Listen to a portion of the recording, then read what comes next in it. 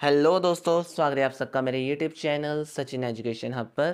तो दोस्तों, आज हम डिस्कस करने वाले हैं डिविडेंड थ्योरीज के बारे में। डिविडेंड थ्योरीज दो तरह की है, इररेलेवेंस थ्योरी और रेलेवेंस थ्योरी। देखिए, जब हम बात करते हैं इररेलेवेंस थ्योरीज के बारे में तो उसके अंदर आपके पास M&M यानी मोदी ग्लानी एंड मिलर अप्रोच आती है, और जब हम रेलेवेंस थ्योरी की बात करेंगे तो उसमें वॉल्टर मॉडल और गॉर्डन मॉडल आता है। तो इन सब केसेस को हम प्रैक्टिकल पॉइंट ऑफ व्यू से भी समझेंगे और थ्योरेटिकल पॉइंट ऑफ व्यू से भी डिस्कस करेंगे। आज के इस वीडियो में हमारा मेन फोकस M&M पे रहेगा और फर्दर वीडियोस में हम रेलेवेंस थ्योरी के बारे में डिस्कस करेंगे। तो बिना किसी देरी के सबसे पहले आज शुरू करते हैं M&M थ्योरी डिविडेंड डिसीजंस के अंदर उसका क्या रोल है उसके बारे में समझते हैं। शुरू करने से पहले एक छोटी सी चीज़, अगर आप में से किसी स्टूडेंट को कोई कॉमर्स सब्जेक्ट से रिगार्डिंग नोट्स चाहिए तो आप मेरे टेलीग्राम चैनल से ले सकते हैं।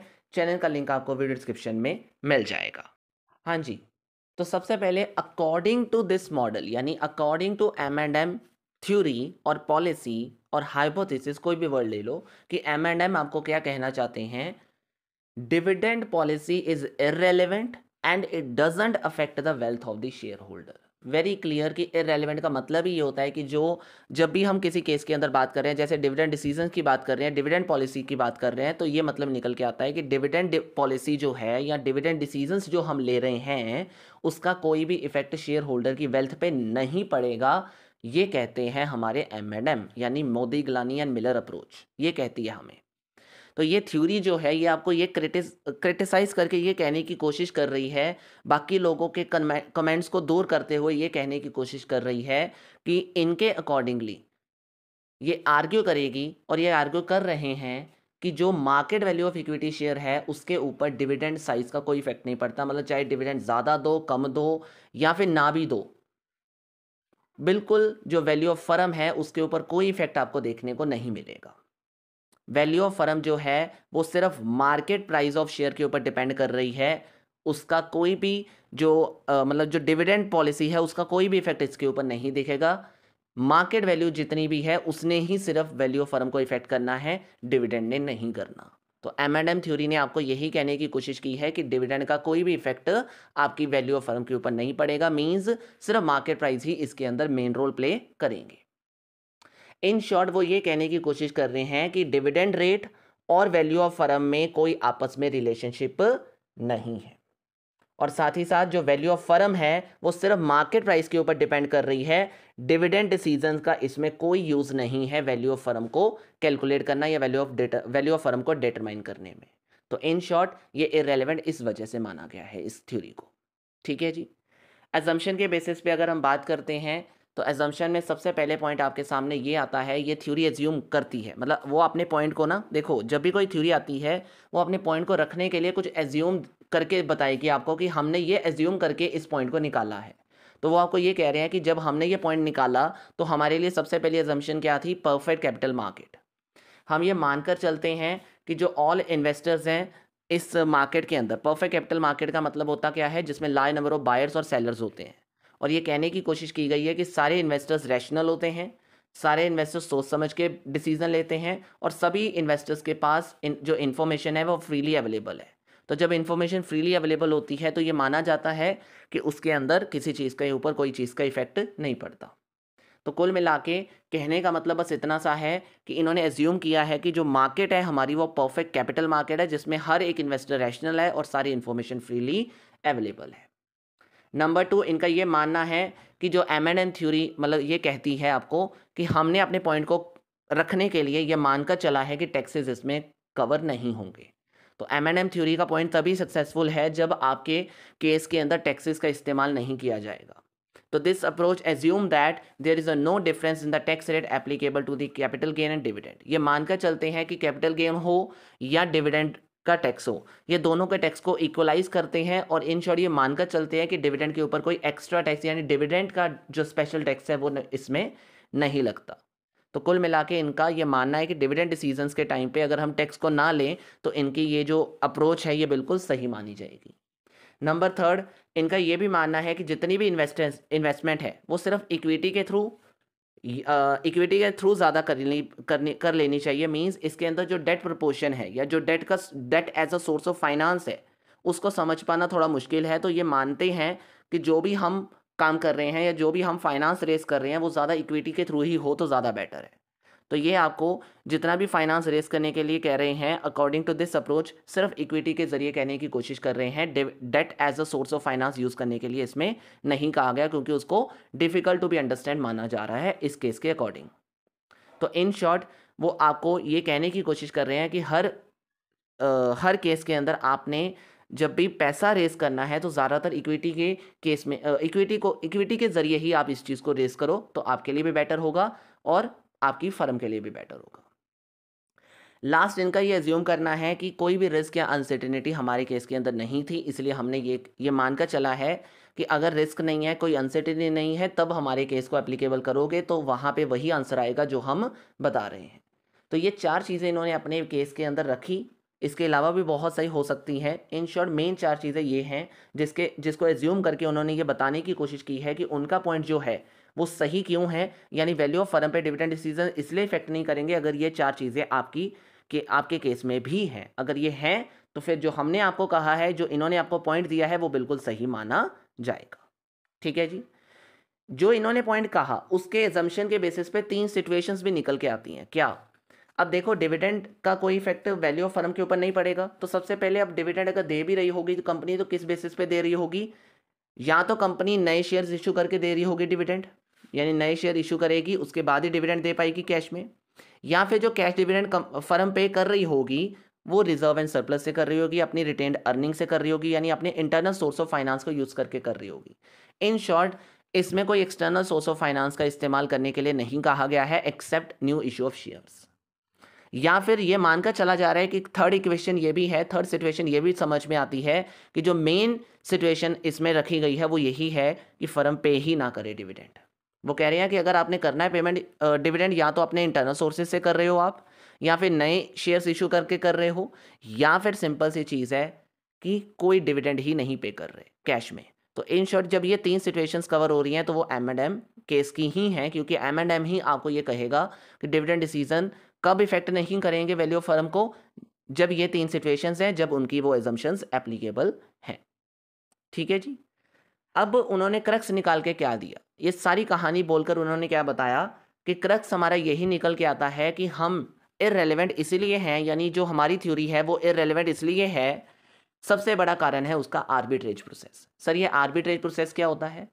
आर्बिट्रेज प्रोसेस का मतलब होता है जब हम 2 ट्रांजैक्शन में साइमल्टेनियसली डील करते हैं, मतलब एक मार्केट से बाय करके उसी समय दूसरी मार्केट में सेल कर दिया जाए एट द सेम टाइम, तो उसको आर्बिट्रेज कहा जाता है। तो आर्बिट्रेज उन्होंने यही कहा है कि जब हम 2 ट्रांजैक्शंस को साइमल्टेनियसली करते हैं तो उससे क्या होता है, जो इफेक्ट होता है ना वो न्यूट्रलाइज हो जाता है या फिर वो एक दूसरे को ऑफसेट कर देते हैं। तो उसके बेसिस पे अब मेन पॉइंट ये निकल के आया सर कौन सी 2 ट्रांजैक्शंस, तो उसने वो भी क्लियर कर दी, M&M ने आपको वो भी क्लियर कर दिया कि कौन से 2 ट्रांजैक्शंस अगर आप ऑफसेट करना चाहते हो एक दूसरे के साथ या आर्बिट्रेज करना चाहते हो तो वो कौन से 2 ट्रांजैक्शंस हैं। पहला आता है distribution of earning as a dividend to share holder, जब आप डिविडेंड दे रहे हो अपने शेयर होल्डर्स को, पहली ये ट्रांजैक्शन, और उसी के साथ साथ going in for the external financing, जब आप बाहर किसी और सोर्स ऑफ फाइनेंस के पास से पैसा ले रहे हो यानी इक्विटी से या फिर डेट से। तो जब आप इन सोर्सेज ऑफ फाइनेंस से पैसा ले रहे हो या फिर आप अर्निंग मतलब डिविडेंड अपनी अर्निंग्स को एज अ डिविडेंड दे रहे हो अपने शेयर होल्डर को, जब ये 2 ट्रांजैक्शंस आप कर रहे हो साइमल्टेनियसली, तो इन 2 ट्रांजैक्शंस को जब आप साइमल्टेनियसली करोगे तो इससे जो आपका अफेक्ट है एक दूसरे के ऊपर वो न्यूट्रलाइज हो जाएगा या ऑफसेट हो जाएगा। तो उसके बेसिस पे क्या होगा, आर्बिट्रेज हो जाएगी, और उस आर्बिट्रेज की वजह से कोई इफेक्ट नज़र नहीं आएगा, यानी डिविडेंड देने का भी कोई मतलब निकल के नहीं आएगा। तो डिविडेंड देने से भी कंपनी की वैल्यू ऑफ फर्म में कोई इफेक्ट नहीं पड़ रहा है। उसका मेन रीज़न इसने आर्बिट्रेज बताया, जिसमें 2 ट्रांजैक्शन साइमल्टेनियस की गई हैं और वो 2 ट्रांजैक्शंस उसने कवर भी कर दिया आपको। तो आई होप आपको ये पूरा बेस क्लियर हो गया होगा। अब उसने अपने पॉइंट को रखने के लिए प्रैक्टिकली अपने पॉइंट को बताया और कहा कि मैं एक फॉर्मूला दे रहा हूं, उसको यूज करोगे तो आपको ये कंसेप्ट प्रैक्टिकली भी समझ में आ जाएगा। अब उसने ये प्रैक्टिकली बताने की कोशिश की। क्या था वो कंसेप्ट, देखिए जरा। हाँ जी, तो सबसे पहले उसने ये कहा कि अगर आप डिविडेंड डिक्लेयर करते हो फर्म के अंदर, मतलब आपकी फर्म अगर डिविडेंड डिक्लेयर करती है तो मार्केट प्राइस में अगर चेंज आता है उसकी वजह से, मतलब फर्म में डिविडेंड डिक्लेयर किया गया और उसकी वजह से मार्केट प्राइस में चेंज आ रहा है, तो उस केस में उसने अपने फॉर्मूले को देख दिया। क्या दिया फॉर्मूला उसने P1 minus P0 multiply by 1 plus KE minus D1। मतलब ये कि P1 का मतलब वो कह रहा है कि अगर आप मार्केट प्राइस निकालना चाहते हो पहले साल के लास्ट में, मतलब आप फर्स्ट ईयर जब एंड हो रहा है उसका मार्केट प्राइस निकालना चाहते हो, तो आपको क्या फॉर्मूला लगाना है? P0 का मतलब है market price of the share in the beginning of the year, कि जब साल के स्टार्टिंग में जो मार्केट प्राइस था उसको जब आप 1 प्लस KE का मतलब है इक्विटी कैपिटलाइजेशन रेट के साथ 1 प्लस ऐड करके मल्टीप्लाई कर दोगे और उसमें से डिविडेंड जो पे कर रहे हो वो लेस कर दोगे, तो आफ्टर ऑल आपके पास क्या निकल आएगा? At the end of the year जो आपको मार्केट प्राइस चाहिए, जो करंट मार्केट प्राइस चाहिए, वो आपको मिल जाएगा। तो उसने सबसे पहले आपको मार्केट प्राइस निकालने का बेस केस बताया कि उसमें डिविडेंड का इफेक्ट पड़ रहा है कि नहीं पड़ रहा है, वो बताना है आपको। Number 2, new shares issued by the firm. अब पहला केस तो डिविडेंड हो गया, पहली ट्रांसैक्शन। दूसरा केस, सपोज करो एक्सटर्नल फाइनेंसिंग आपने न्यू शेयर इशू करके करी है, तो उस केस में उसने फॉर्मूला बताया अपना कि आपको नंबर ऑफ शेयर्स निकालने पड़ेंगे जो आपने नए इशू करने हैं। तो नए शेयर इशू करने के लिए आपका मेन फॉर्मूला क्या रहेगा? I minus E minus d. I मतलब इन्वेस्टमेंट और E माइनस डी को अगर आप एक साथ कर दोगे, सबसे पहले E का मतलब है अर्निंग, अर्निंग में से डिविडेंड। इतना आपको पता है कि अर्निंग में से ही डिविडेंड दिया जाता है। तो वेरी सिंपल, जब आप अर्निंग माइनस डिविडेंड कर दोगे तो इन्वेस्टमेंट में से अर्निंग माइनस डिविडेंड, तो उसका E माइनस डी जो ब्रैकेट में लिखा है ना, उसका मतलब है रिटेन्ड अर्निंग। तो इन्वेस्टमेंट में से रिटेन्ड अर्निंग जब लेस कर दोगे तो ऑटोमेटिकली उसको P1 से डिवाइड करने के बाद आपके पास यानी वो नंबर ऑफ शेयर्स आ जाएंगे, मतलब वो वैल्यू आ जाएगी ना, I माइनस रिटेन्ड अर्निंग, या I minus E minus D कर दो।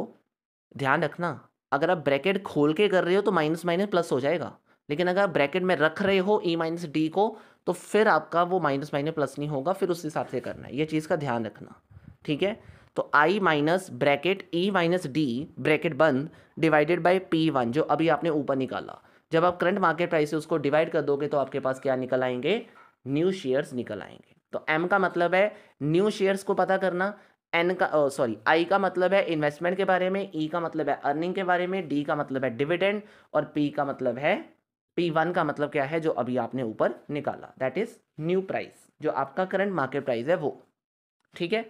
फिर उसने कहा कि इन सभी को जोड़कर मेरी वैल्यू ऑफ फर्म कैसे निकलेगी, मतलब मेरी फर्म की वैल्यू ऐसे निकलेगी जो मैंने अभी आपको नीचे फॉर्मूला दिखाया, क्या है? N plus M. एन का मतलब क्या है sir? Number of existing shares, जो आज मेरे पास शेयर्स हैं, मैं जितने शेयर्स इशू करूंगा उसको मल्टीप्लाई कर दो आज के करंट प्राइस के साथ यानी P1 के साथ, minus I minus E.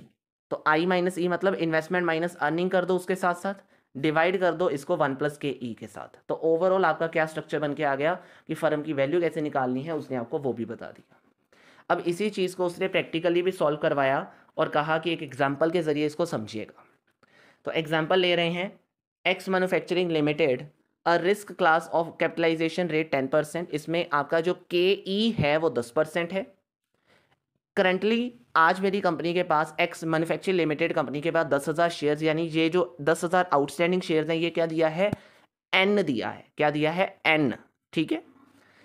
At the rate of 100% each. आज का जो स्टार्टिंग का प्राइस है आज आपका वो कितना है? 100, यानी P0 100 दे दिया आपको। फर्म 5 रुपये डिविडेंड डिक्लेयर कर रही है पर शेयर के पीछे, ओके सर। नेट इनकम यानी अर्निंग आपको 1 लाख रुपए दे दी और has a proposal of new market investment, investment आपको 2 लाख रुपए दे दी। तो सारी चीज़ें गिवन है, जरा करिएगा फटाफट। पहला केस उसने कहा डिविडेंड पे करके बताइए, दूसरा ना पे करके बताइए। तो पहला केस मैंने डिविडेंड पेमेंट का ले लिया कि अगर मैं डिविडेंड की पेमेंट करता हूँ तो क्या होगा। तो पहले केस में मैंने फॉर्मूले में फिल करी सारी चीज़ें, P0 100 था, 1 प्लस KE 0.10 था, डिविडेंड 5 रुपये था। सारा भरने के बाद मेरे पास जो आज का प्राइस है वो कितना निकल आया? 105 रुपये। इसी फॉर्मूले को मैंने नेक्स्ट फॉर्मूले में फिल किया, यानी अब नए शेयर्स निकालने के लिए मैंने क्या फॉर्मूला किया? इन्वेस्टमेंट 2 लाख रुपए थी, अर्निंग 1 लाख रुपए थी, डिविडेंड मेरा 50 रुपये। कैसे आया? 100 रुपये अगर एक शेयर की वैल्यू है, वो छोड़ो सॉरी 10,000 आपके शेयर्स हैं और 5 रुपये आप 5 रुपये आप एक शेयर के पीछे डिविडेंड दे रहे हो, तो 10,000 इंटू 5 कितना हो जाएगा? 50,000। 10,000 शेयर्स हैं, 5 रुपये एक शेयर के पीछे डिविडेंड है, तो 10,000 इंटू 5 50,000 हो जाएगा और डिवाइडेड बाय 105 जो अभी आपने P1 निकाला। तो कुल मिला के आपके पास अप्रॉक्सीमेट जो पॉइंटों को आप क्लियर भी करोगे तो 1429 शेयर्स न्यू आपके पास आ जाएंगे जो आज शेयर इशू आपने करनी है। और फिर आपने अपने वैल्यू ऑफ फर्म निकालने के लिए उसके अंदर अपना फॉर्मूला फिल किया, जो हमें रिक्वायरमेंट थी, एन पता था 10,000 है, 1429 जो अभी हमने निकाला प्लस एम कर दिया, यानी नंबर ऑफ शेयर्स पता चल गए, और उन्हीं number of shares, total number of shares को प्राइस के साथ मल्टीप्लाई कर दो, माइनस इन्वेस्टमेंट 2 लाख रुपए थी, आपका डिविडेंड आपका जो मतलब अर्निंग्स है वो 1 लाख रुपए थी, डिवाइडेड बाय 1 प्लस के। तो सारा कुछ सॉल्व करने के बाद आपके पास 10 लाख रुपए अप्रॉक्सीमेट, जब आपने डिविडेंड निकाला, मतलब जब आपने वैल्यू ऑफ फर्म निकाली तो उसकी क्या वैल्यू निकल के आई, अप्रॉक्सीमेट 10 लाख रुपए, अप्रॉक्सीमेट, ठीक है, कुछ ऊपर नीचे होगा तो इसलिए अप्रॉक्सीमेट लिखा गया है, ठीक है। अब उसने कहा कि डिविडेंड मत पे करो ज़रा, अब डिविडेंड D1 जहाँ जहाँ लिखा है ना आपका, यानी डी जो लिखा हुआ है वहाँ जीरो भर दो। तो पहले केस में जीरो भरोगे, 110 की बजाय, 105 की बजाय 110 हो गया price. Number 2 case, number of shares भी चेंज हो जाएंगे, क्योंकि जो डिविडेंड की वैल्यू है वो जीरो हो गई, इसकी वजह से जो नंबर ऑफ शेयर्स पहले 1429 होते थे, ये देखिए 1428 थे या 29 थे, तो उस केस को चेंज करके कितना बताया अब आपके पास 909, यानी 909 अप्रॉक्सीमेट जो शेयर्स हैं वो नए इशू किए जाएंगे।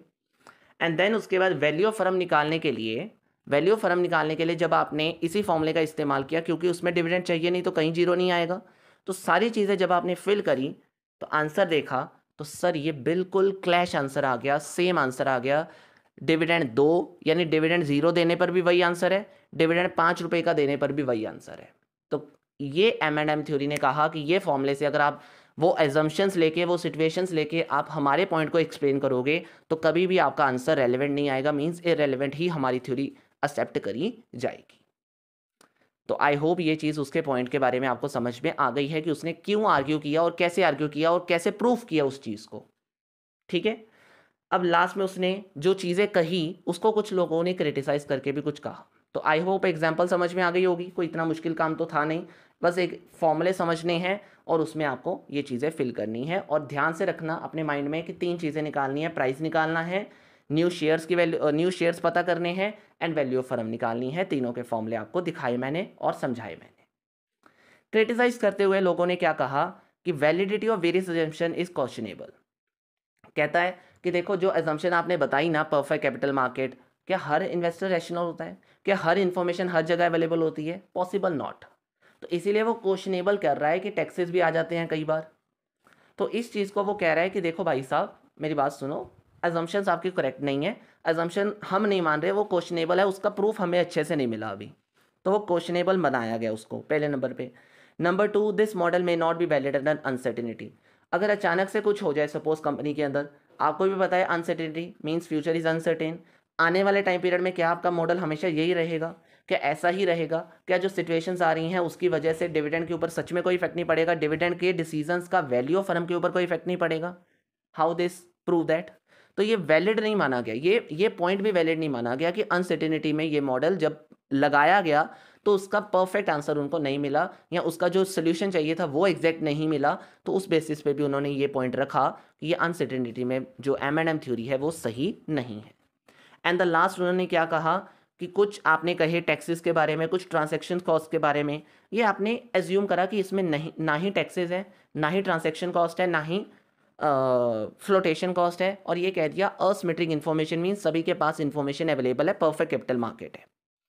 तो अब मुझे ये बताइए, वो कह रहा है कि ये रियलिटी में एग्जिस्ट करता है? सबसे पहले ये बताओ, क्या कोई मार्केट जिसमें टैक्स ना लगता हो, कोई मार्केट जिसमें सारी इन्फॉर्मेशन अवेलेबल हो, क्या सच में किसी मार्केट में ट्रांजैक्शन कॉस्ट नहीं लगती? क्या बेवकूफ़ वाली चीज़ है। तो उन्होंने इस चीज़ को क्रिटिसाइज इस वजह से किया और कहा M&M थ्योरी इस वजह से नाकामयाब है। अदरवाइज अगर आप उसके प्रूफ से देखोगे तो उसने अपने पॉइंट को प्रूफ अच्छे से किया और आपको बताया कि किस तरीके से उसने डिविडेंड को इररेलेवेंट माना है, डिविडेंड डिसीजंस के बेसिस पे वैल्यू ऑफ फर्म सच में इफेक्ट नहीं होती, ये कैसे उसने इररेलेवेंट बनाया है। ठीक है, तो आई होप ये पूरा का पूरा आपको जो ये क्वेश्चन है डिविडेंड पॉलिसी के अंदर इररेलेवेंस मॉडल का with theory with practical concept अब आपको समझ आ गया होगा। तो अगर आ गया है तो जल्दी से वीडियो को लाइक कर दीजिएगा, नए हो चैनल पे तो सब्सक्राइब करके जाइएगा, बेल आइकन दबा के जाइएगा, अपडेट लेनी है तो साथ साथ, ठीक है, इस वजह से। और बस आज के इस वीडियो में इतना ही करेंगे, नेक्स्ट वीडियो के लिए इंतज़ार करिएगा। उस समय के लिए टाटा bye bye, thank you so much, have a nice day.